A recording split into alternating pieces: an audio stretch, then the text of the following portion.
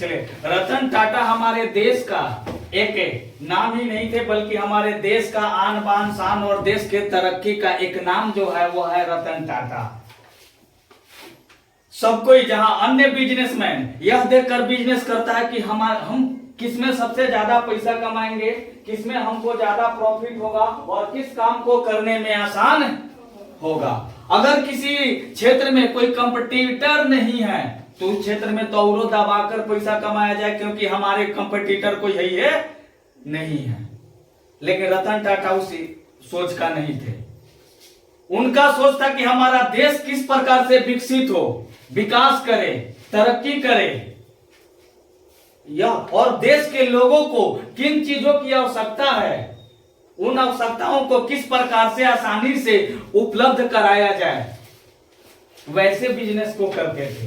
रतन टाटा का जन्म 28 दिसंबर 1937 को हुआ था।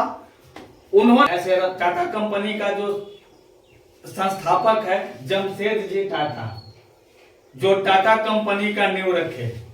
जो माता पिता थे उनमें तलाक हो गया, जिसके कारण रतन टाटा जी को अपने दादी जी के साथ रहना पड़ा।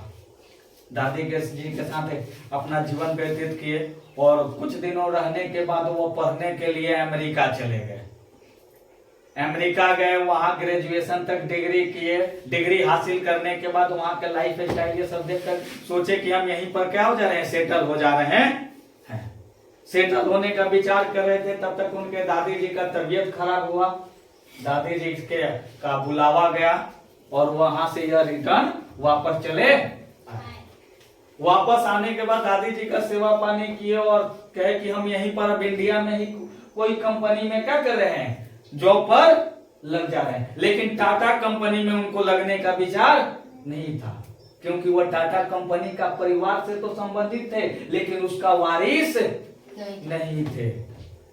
वारिस रहते तो वह टाटा कंपनी में अपना क्या करते, अधिकार मांगते। और ना मांगने का अधिकार उन्होंने किया कि उन्होंने एक कंपनी में इंटरव्यू दिया, उसमें जॉब करने के लिए विचार कर रहे थे।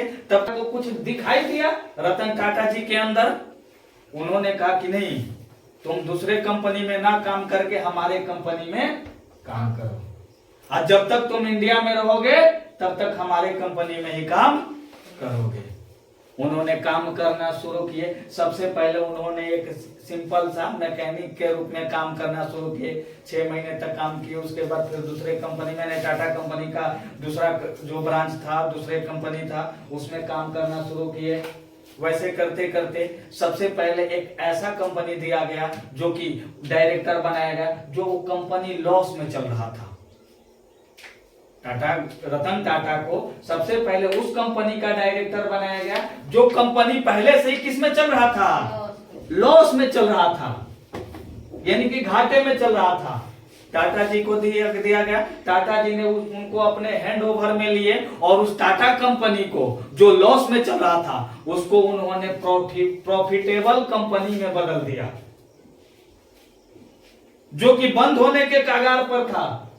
उसको वो किस कंपनी में बदल दिए, प्रॉफिटेबल, यानी कि अब जो कंपनी नुकसान कर रहा था वो कंपनी अब प्रॉफिट देने लगा।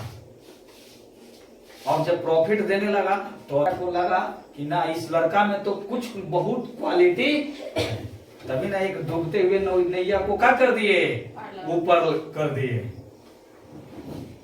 तब जाकर उनको विधिवत रूप से 1991 में टाटा ग्रुप में क्या किया गया कि शामिल कर दिया गया। विधिवत रूप से कि हाँ, आप टाटा ग्रुप में क्या हो गए, शामिल हो गए, यानी कि उनको चेयरमैन के रूप में क्या कर दिया गया, बना दिया गया टाटा ग्रुप का। जिस समय वह टाटा ग्रुप में शामिल हुए उस समय टाटा का कुल 95 कंपनियां काम कर रही थी। लेकिन ये 95 कंपनियां भी एक साथ जुड़ा हुआ नहीं था, यानी कि कहने का मतलब कि कोई सेंट्रल अथॉरिटी नहीं था जो कि 95 कंपनियों को क्या करे, कंट्रोल करे। सब अपने अपने अलग अलग क्षेत्रों में काम कर रहे थे। अलग अलग क्षेत्रों में ऐसा काम कर रहे थे। जो प्रॉफिट आ रहा था वो आ रहा था, लेकिन सबको एक साथ जोड़ कर रखने वाला काम। लेकिन टाटा जब आए तो एक सेंट्रल अथॉरिटी का निर्माण किया, यानी कि बनाया, जिसके द्वारा सभी को नियंत्रण किया जाए। और जिस समय रतन टाटा ने डायरेक्टर का पद संभाले, उस समय कंपनी में बहुत सारे क्या हुआ कि आपसी मतभेद भी शुरू हो गया, क्योंकि बहुत सारे ऐसे व्यक्ति थे। एक तो रतन टाटा उस घर परिवार से संबंधित थे, लेकिन उसका वारिस नहीं थे, तो जिसके कारण अन्य जो व्यक्ति थे कहते थे कि ना, ये रतन टाटा डायरेक्टर के रूप में न बनकर हमको बनाया जाता। तो आपसी मतभेद शुरू हुआ, और वो जो 95 कंपनियां थे उसका भी तो कहीं वो डायरेक्टर होगा। वो डायरेक्टर लोग भी अपने में थी करने लगा सब। अब ये देखे कि सब कंपनी का होने लगा, बिखरने के कगार पर आ गए।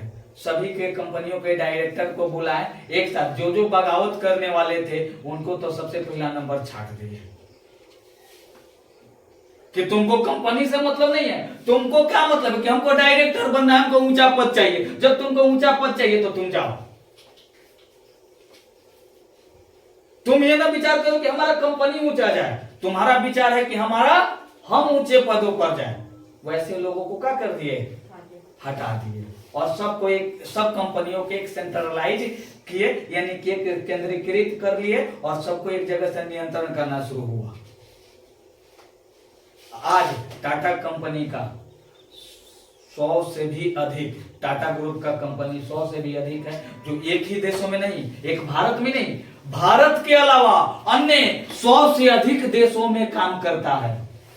एक भारत ही नहीं, बहुत सारे ऐसे देश हैं जिस देश में उस देश के उस सरकार जितना जॉब देती है उससे कहीं ज्यादा जॉब देने का काम करता है रतन टाटा। आज जो हम ब्रिटेन का नाम सुनते हैं, ब्रिटेन कभी हमारे देश पर राज किया करता था, आज वहां टाटा कंपनी राज कर रहा है। वहां लगभग 65% रोजगार, यानी कि 100 में से अगर जो 65 वो आदमी 100 लोग काम करें तो लगभग 65 आदमी टाटा कंपनी में काम करता है। अब इससे समझ जाइए कि सरकार पर उतना जॉब नहीं दे रहा है जितना टाटा कंपनी वहां ब्रिटेन में जाकर जॉब दे रहा है। टाटा कंपनी का कोई मालिक ना है, जैसे अन्य कंपनियों का हम लोग मालिक जानते हैं। रतन टाटा क्या थे, उसका चेयरमैन थे, जो कि 2012 में चेयरमैन से हट गए, और अन्य व्यक्ति यानी कि एक साइरस मिस्त्री थे जो थे, उनको चेयरमैन के कुर्सी पर बैठा दिए। जिस समय उन्होंने ज्वाइन किए थे उस समय कंपनी का टोटल प्रॉफिट लगभग 14,000 करोड़ था। मात्र जिस समय ज्वाइन किए उस समय कंपनी का टोटल प्रॉफिट 14,000 करोड़ था, और कंपनी का वैल्यूएशन यानी कि टोटल उसका मूल्य 30,000 करोड़ के लगभग था। लेकिन जिस समय उन्होंने चेयरमैन से हटे उस समय तक कंपनी का टोटल प्रॉफिट ला दिए थे लगभग 5.25 लाख करोड़, यानी कि 5,25,000 करोड़ के प्रॉफिट में। अब इसी समय लगे उस समय उनका प्रॉफिट था 14,000 करोड़ मात्र। आज जिस समय 1991 में उन्होंने ज्वाइन किया तो 14,000 करोड़, लेकिन जिस समय उन्होंने चेयरमैन से हटे उस समय तक उस कंपनी का प्रॉफिट हो गया था 5.25 लाख करोड़। अब कंपनी का वैल्यूएशन जिस समय उस समय वैल्यूएशन था 30,000 करोड़, अब पहुंच गया था 30 लाख करोड़ के वैल्यूएशन पर। लगभग 30 लाख करोड़ वैल्यूएशन के, तो ये पहुंचाने वाले और कोई नहीं, हमारे रतन टाटा थे। रतन टाटा एक बार क्या हुआ कि उनके कंपनी में कुछ मजदूर पेंशन के लिए हड़ताल पर बैठे थे, तो उसका मैनेजमेंट सिस्टम जो था उन्होंने कहा कि ना इस सब का पेंशन नहीं दिया जाएगा। रतन टाटा को जब इसके बारे में पता चला, रतन टाटा गए वहां पर, उनसे बात किए मजदूरों से कि क्या चीज चाहिए, तो पेंशन चाहिए ना। रतन टाटा का कि हाँ काम हमारे यहाँ कर रहे हैं तो पेंशन किससे मांगने जाएगा, दूसरे से। कहना इस सब का मांग सही है। अब वो मैनेजमेंट टीम के पास जाकर करेंगे ना, इस सबको पेंशन देना चाहिए। अब मैनेजमेंट टीम करेगी ना, ये सब अभी उतना साल जॉब नहीं किया, सबको क्या किया जाए, पेंशन दिया जाए। आज जब उनके एम्प्लॉय को ये पता चला कि रतन टाटा हमारे पक्ष में क्या कर रहे हैं, धारणा पर बैठ रहे हैं, तो उन्होंने कहना अब जब हमारे साथ रतन टाटा है तो अब हम लोगों को पेंशन नहीं चाहिए। इससे वो क्या बता रहे थे कि एम्प्लॉय को कैसे अपने साथ में रखना है। अन्य कंपनी के जो मालिक होते हैं कहते हैं कि लेबर मजदूर होने मरे उससे कोई मतलब नहीं है, लेकिन ये कहते ना हम मजदूर के साथ हैं। और जब उनके साथ आ गए बस मजदूर साथ कि अरे हमारे साथ कौन है, तो रतन टाटा है। आज सभी कंपनियों में हम लोग हड़ताल करते हुए, दंगा करते हुए सुने होंगे, लेकिन टाटा कंपनी में शायद छोटी मोटी घटनाओं को छोड़कर बड़े हड़ताल देखने को न मिलता है। आज गवर्नमेंट जैसा फैसिलिटी कोई कंपनी देता है तो वह है टाटा कंपनी। जब एक बार 26/11 हमला सुना होगा सब, जिस समय ताज होटल में हमला हुआ था, उस समय रतन टाटा जी उस होटल के बाहर खड़े होकर पुलिस वालों के साथ, जो भी उसमें काम कर रहे थे, जो भी बचाने में लगे हुए थे, उनके साथ बैठकर वहीं पर कोई रहता कि ना यहाँ से दूर चल जाओ ना, तो कहीं हो सकता है कि हमला में कहीं आपको भी ऐसा ना हो कि मार दे लो, इसलिए आप इसके आसपास में भटकिए भी मत। लेकिन रतन टाटा खुद वहां पर रहकर आप जब तक पूरा जो एक्शन था नहीं कंप्लीट हुआ तब तक वहां से हटे नहीं। वो थे रतन टाटा। अब रतन टाटा को हम लोग ऐसे छोटे छोटे किस्से कहानियों को सभी होटलों में हम लोग सुने होंगे कि आवारा व्यक्ति, आवारा कुत्तों को घुसने का अलाउ न रहता है, लेकिन रतन टाटा अपने होटल में एक अलग से जगह बनाए हुए हैं जहां पर आवारा कुत्तों को खाना खिलाया जाता है। आज जहां गवर्नमेंट को कोई अगर एक कंपनी में किसी एम्प्लॉय को कोई दुर्घटना हो जाता है तो गवर्नमेंट को उसका पूरा लाभ देने में 10-12 साल लग जाता है, लेकिन रतन टाटा के कंपनी मात्र महीना दिन के अंदर उस व्यक्ति को उचित मुआवजा जो होता है वो मिल जाता है।